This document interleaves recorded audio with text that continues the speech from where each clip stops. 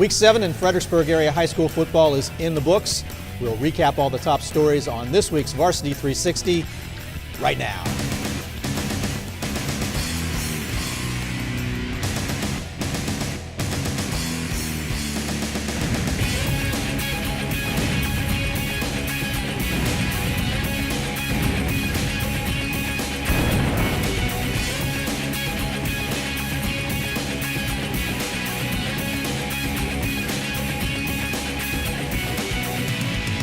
Hi there everyone and welcome to the Varsity 360 Gridiron Report.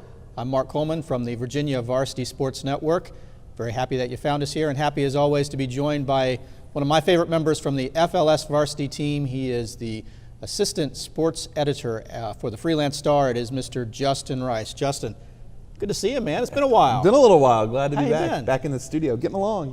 Good, You know, good. in the heart of the fall sports season. That's right. That's Yeah. where all the excitement is happening right now. Absolutely. State golf is this week. Cross country or field hockey postseason will be starting next week. Then we'll have volleyball coming up, cross country coming up, and football. Football going on. Football. I think football's going on.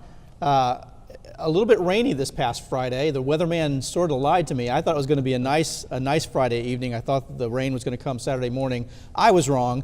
That's why I don't do that very often, I guess. But it certainly impacted area games.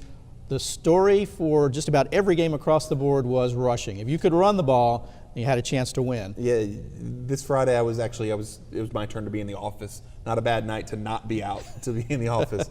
And so, of course, one of my jobs is we're reading stories and writing headlines, and it was a struggle to not keep writing runs, rushes, charges, ground game, things like that. Because, yeah, like you said, every team this week definitely was handing the ball off and trying to do it that way. I had to pull out that thesaurus and look for some other words there, yeah. In addition to that, all 5 of the Fredericksburg Power Pole teams were in action. We've had some bye weeks over the last couple of weeks, so interesting that all 5 were in action. Let's jump right in and start at the very top. Number 1, Massaponax, and they did a number on Mountain View. They pulled off a 41-20 victory, and oh, by the way, the team racked up 368 yards rushing. We should talk about that. Yeah, Lots of how teams were about rushing? Yeah, Joey Benden again, 9 carries, 198 yards, 2 touchdowns from their quarterback spot. This kid, I think, is off to an amazing start to the year. Not only when you factor in the stats he's piling up, but also just the manner of here he comes in to take over the starting job, new guy in the role. You know, they had been a little stable at that position for a while, and he's just tearing it up. Had a host of other runners that got into the action as Absolutely. well, so it was a lot of running going on. Should mention that Trey Coghill from Mountain View had a pretty good day receiving the ball, actually. 7 receptions, 143 yards, and a touchdown. But Massaponax is just, I saw a quote, I guess, that was tweeted recently from Franklin County. Yeah. People comparing Massaponax to the world beater type team there. Well, and I think the word's gotten out now. This is the 2nd straight year where they've had just a great regular season. They have Stafford this week.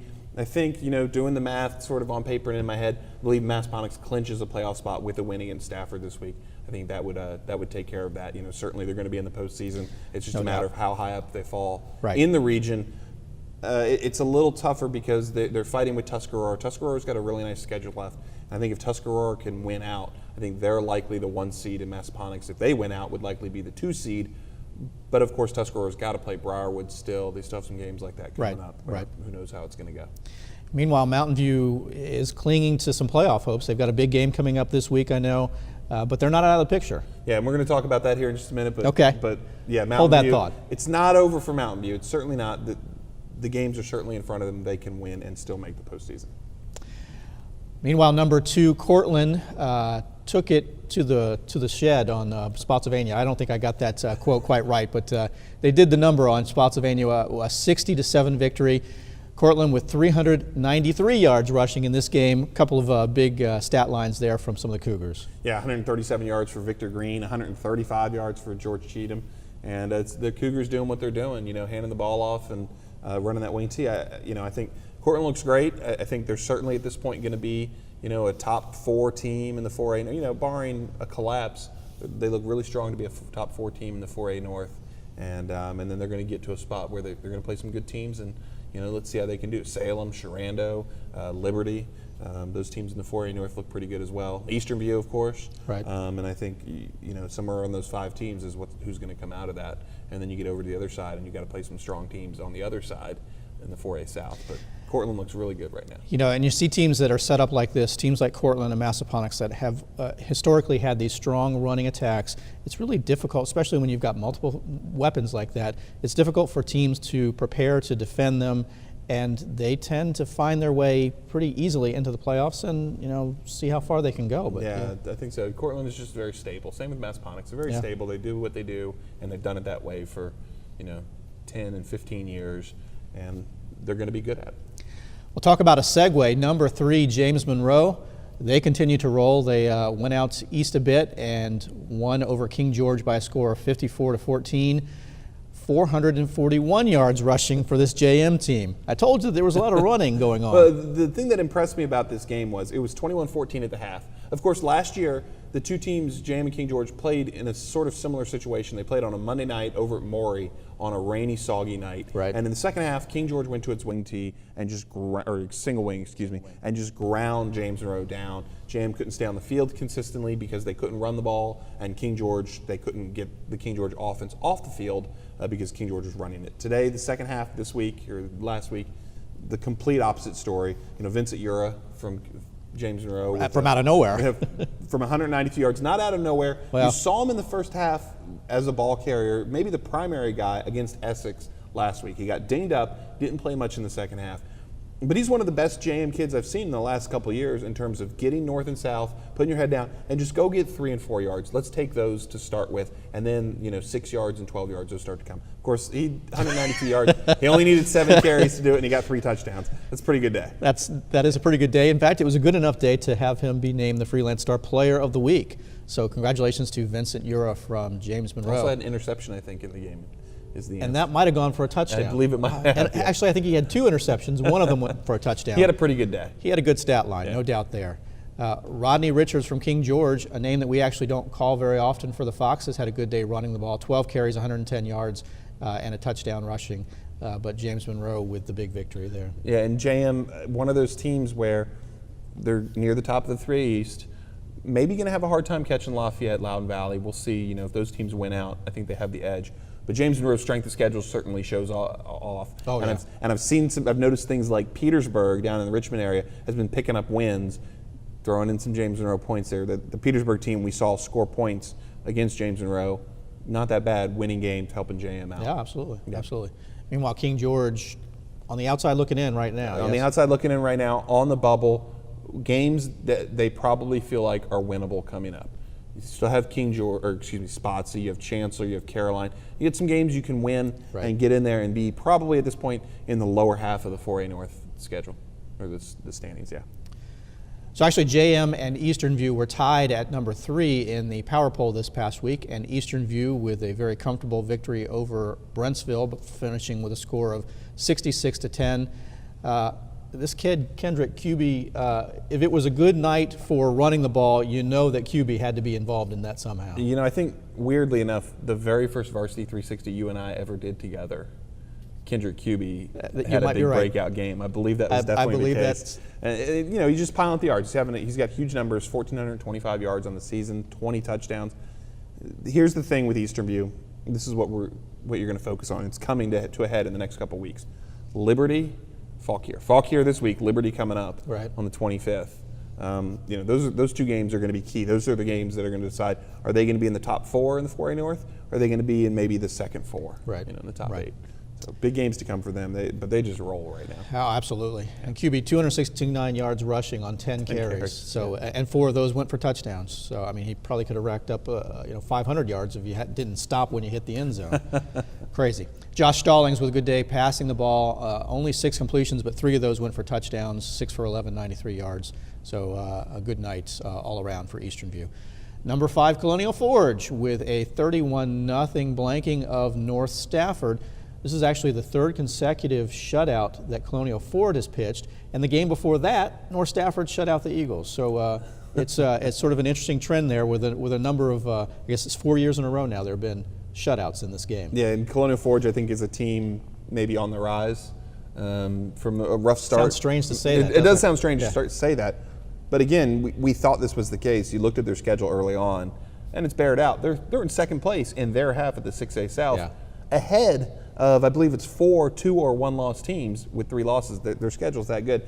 I'm not surprised Colonial Forge won this game. I'm very surprised they shut North Stafford out. I think it's a good effort. I think that's commendable. And Gary Jennings, not our player of the week, but almost our player of the week. Okay. Yeah. Jennings only 85 yards running the ball on 11 carries, 2 touchdowns rushing. He also had 2 receptions for 35 yards. North Stafford, I guess, is really fighting the injury bug. Past the halfway point of the season, every team's going to have some injuries.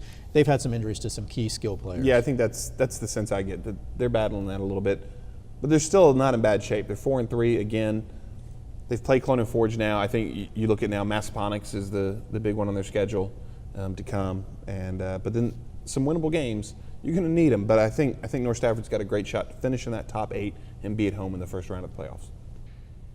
Well, there are 4 area teams that are undefeated. We met 2 of them in the top 5.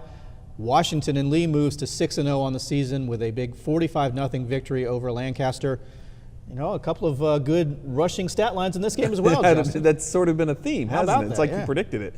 Yeah, DEXTER THOMPSON here with 10 carries, 150 yards, 3 touchdowns for W&L. And it's great to see W&L, the Eagles, have still gotten production out of that running game. Marion Pollard had 8 carries for 119 yards and a touchdown.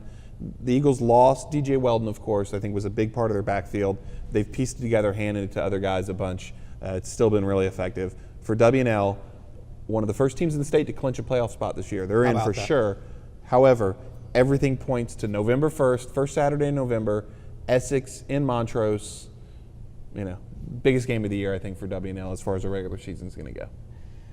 But they're in the playoffs. Clinched. They've got their spot secured. It's just a question of which spot are they going to have. Likely going to be at least one home game, maybe multiple home games. I think in the top 8, one home game is a certainty. I think in the top 4, where you're going to have 2 home games, very likely, and then from there you'll see. But they racked up so many power points with those wins against King George and Spotsy and King William. Beating higher classification teams. They're in great shape now. The Essex game is going to be huge. The Colonial Beach game is going to be huge. But everything is in W&L's hands right now. 45-0 victory over Lancaster, so congratulations to W&L.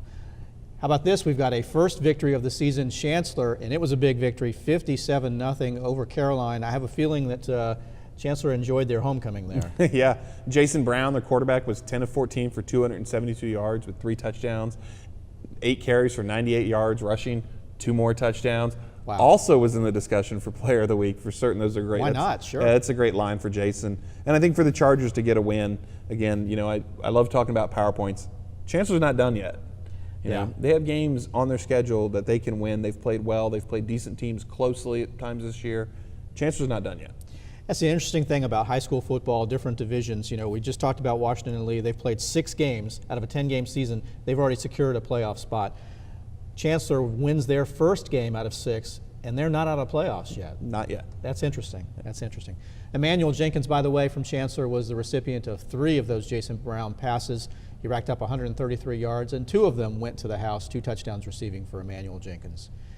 Meanwhile, Orange falls to Charlottesville, a heartbreaker, 19-6. It looked like Orange might be able to pull out a victory here, but not to be. That's been sort of the story of their year. They've had some games where it's close, and it doesn't go their way.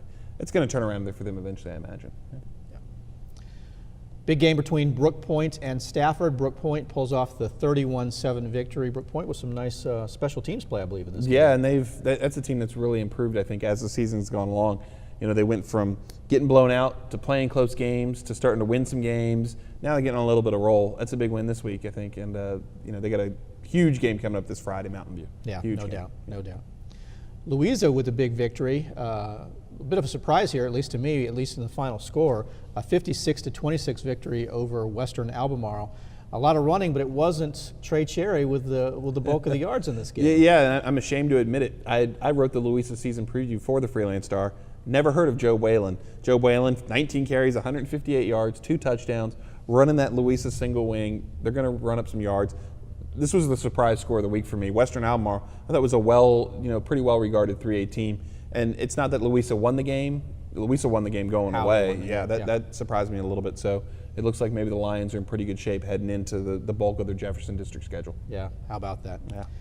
And that brings us to the fourth team from the area that is still undefeated, Fredericksburg Christian, with a 46-6 thrashing of Virginia Episcopal, two-time Division III, independent Division III champions.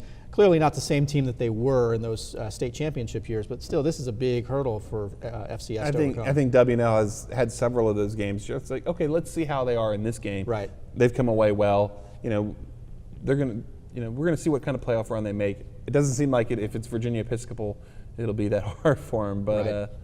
I think they've got some juice to make a little bit of a run. So looking at the playoff rankings, the power points for this, and Fredericksburg Christian's in Division III, I believe, they've got the highest, the most number of power points out of all the divisions in independent school, the VISAA. So yeah, they're in pretty good shape, I think, to awfully make a good strong. run. Yeah, looks good. Looks good. Let's take a look at some games around the area for Week 8, and it starts with a pretty big one in Stafford County. Mountain View will be meeting Brooke Points. A couple of teams looking to make some waves to get into the playoffs. Yeah, I think here at the end of the year, the pressure is kind of compressed. You gotta win games at this point, and time is short. I think Brooke Point they've really turned their year around. They've played their way to where they're near the middle of the pack in the 5A North. Mountain View is sort of in the same bunching. I think the winner of this one is rated higher than the other next week. So obviously you're going to get an edge. This is a big game, one of the biggest games from two of the teams that aren't winning a region and so on, aren't contending for the lead of the division. And talks about in terms of teams playing for their playoff lives, this is a big one. Brooke Point, Mountain View. Sure. Yeah. Add on top of that, they seem to be pretty evenly matched. I mean, this is a pretty compelling game here. I know that I have not been doing a very good job in the weekly pick'em, but I really don't know who's going to win this game. Yeah, definitely a coin flip. I think that's agreed. I usually make my picks about Friday afternoon, about 2 o'clock, and yeah, I agree. I do not know who I'll be checking for that box. That's going to be a close one. Take a look at who I've picked and pick opposite to that. That's good strategy. It looks like it's probably working out pretty well. Meanwhile, Riverbend goes on the road, a big game for them, meeting North Stafford. Riverbend going to have to start putting some wins together. Yeah, like last year where Riverbend got off to that hot start and then faded and didn't make the playoffs. They're in the same situation now where they've reached okay, now we have to win. So I think 4 games left for Riverbend. Probably need to win 3 of them. Maybe you can afford 1 loss. But you also probably need help. You need teams you've beaten to go and win some games. Absolutely. You need King George to go win some games. Things like that to help you out, and then see where the chips fall. But Riverbend, I think, certainly is in must-win mode. Yeah. And finally, we've got a big one in the 1A East. I know you're going to be covering this one. Colonial Beach meeting Essex. You got some good dining establishments scoped out there in the Northern Neck? I'm good in Montrose. I'm not as good in Essex. I still got to work on my Essex dining game. Okay. But this will be my second chance to go down there this year, so maybe I'll scout it out a little better this time. Yeah, this is a big 1A East game. Again, we're not talking about the teams that are going to win the 1A East, but we're talking about the next level of teams Right. 5 through 8 in the standings. I think either one of these 2 teams wins, they clinch a playoff spot. They're both going to go to the playoffs. I think that's a certainty at this point. But just a great game. I think a really good chance for Colonial Beach to show that it is also one of the strongest teams in the region. The Drifters are a 1-loss team. 1 loss is to King George for a team in overtime. In overtime. Yeah, exactly. A failed 2-point conversion. Yeah, that's a team, Colonial Beach by all rights probably feels like they should have won that game. They led it for most of the way. Right. I think this is sort of an equal chance to go out and beat a team. Essex, I saw them against James Monroe. They lost that game. Essex is very, very good. Sterling Hammond is a very good player, as good as anybody in the area. And this will be a good chance for Colonial Beach to show that it can stand up to a team that I think everybody will say is one of the best in the 1A East in Essex. Yeah, no doubt. So they've had some opportunities for statement games. Colonial Beach has this season. This one probably is the biggest of those. The biggest one outside of the WNL game, but that's for personal reasons. Colonial Beach wants to be WNL. Sure, yeah. sure. Another big story around the area this week, a coach not too far from here, James Monroe's Rich SERBAY, is being inducted into the VHSL Hall of Fame. Quite an honor for Coach SERBAY. Yeah, he's a legend. I think not just around here, but people around the state know that James Monroe football is the best Division III football program in the state. It has been, I think, for the last 10 years. There have been other teams that win titles, but James Monroe has been the team that has maintained that and has been good every single year. They're always solid. They've been in the state title game all these times. And of course, and he has the rings to show it. Right. I think one of the most impressive things about Coach SERBAY is that he's won state championships in the 80s, the 90s, the 2000s. He's done it with different offenses. He's done it with different defenses. You know, they mix it up and they keep evolving, and he does a great job, and I think it's a well-deserved honor. Absolutely. Yeah. And oh, by the way, he's got an awfully good team this year as well. Sure. 3 consecutive trips to the state championship. Failed each of those 3 times. Failed, hard to say that, but you know, they weren't successful.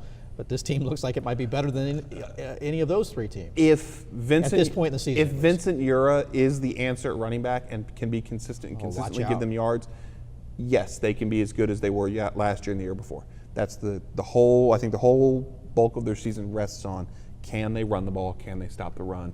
Maybe Vincent Ura is that guy. We'll find out. Well, congratulations to Coach SERBAY on his induction to the Hall of Fame. Quite an honor there. Very proud of Coach. Well, that's going to do it for this week's installment of Varsity 360. I am always happy to be joined by my good buddy Justin Rice. Justin, great to have you, man. Thanks, man. Good to be back. I love talking playoff scenarios. I love playoff scenarios. Crunching numbers, and yes, it's you know, 2 geeks getting together. That's lots of fun. Lots of fun. Remember, we didn't have any videos this week. If you like to see some video highlights from your school, please have your athletic director or head coach contact me. It's easy for them to do that. I am at Mark Coleman V2SN on Twitter. They can email me, mark@v2sn.com. I'll make it as easy as possible. Give me a couple of links and we can get those video highlights up for you. Certainly love to have those. It always makes things interesting, and it's fun to see these games that we don't always have a chance to get out to. Well, I think importantly, if your videos are on Huddle, we'd like to see them. Absolutely, yeah. Absolutely. Well, certainly appreciate everyone watching. That's going to do it for this week's installment of Varsity 360 for all the crew from the Virginia Varsity Sports Network. I'm Mark Coleman. Thanks for watching, everyone.